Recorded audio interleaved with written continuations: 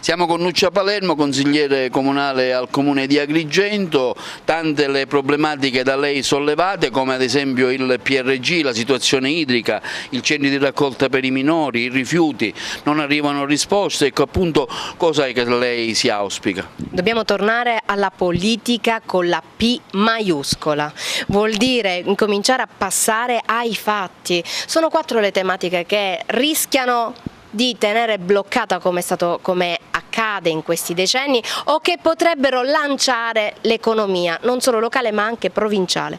Parliamo di PRG. Il rinvio fatto nell'ultimo Consiglio Comunale per non trattare un tema che tiene bloccata l'economia agrigentina, cioè quello relativo al piano regolatore generale, è un qualcosa di scandaloso, soprattutto se viene da consiglieri che ne hanno fatto un cavallo di battaglia. E voglio ricordare che tra il rifiuto a trattare, a prelevare quel punto, vi è stato anche Nello Amel, che sul PRG mi è sembrato sempre attivo negli anni, quindi questo mi ha stranita.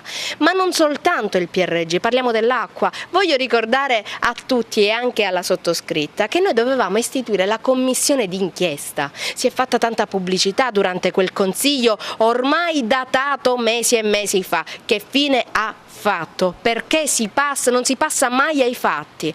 E continuiamo con i centri di accoglienza.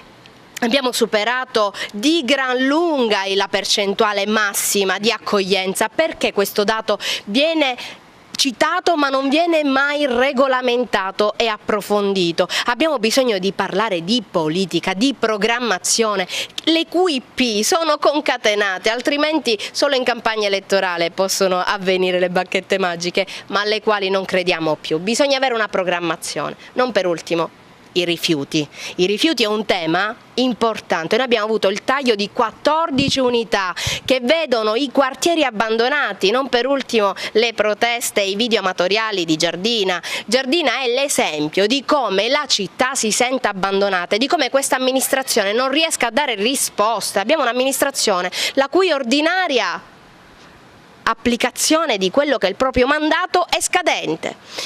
Noi abbiamo il problema del conferimento in discarica di Siculiana, quindi il taglio avuto non va ad alleggerire le bollette, perché poi giochiamo sul discorso della mancanza di un piano regionale sui rifiuti.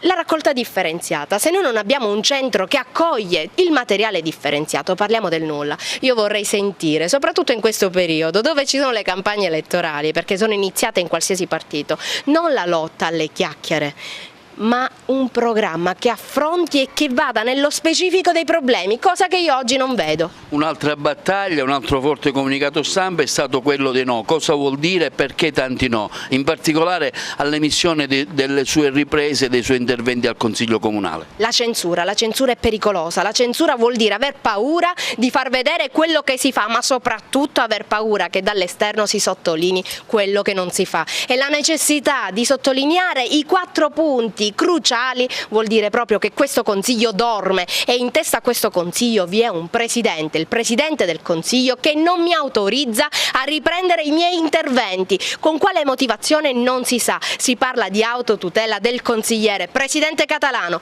lei è lì a garanzia di tutti e ovviamente questo problema verrà sollevato non soltanto perché ho già inviato tutto al garante della privacy e agli enti locali, ma perché è un qualcosa che deve essere sbandierato a livello nazionale.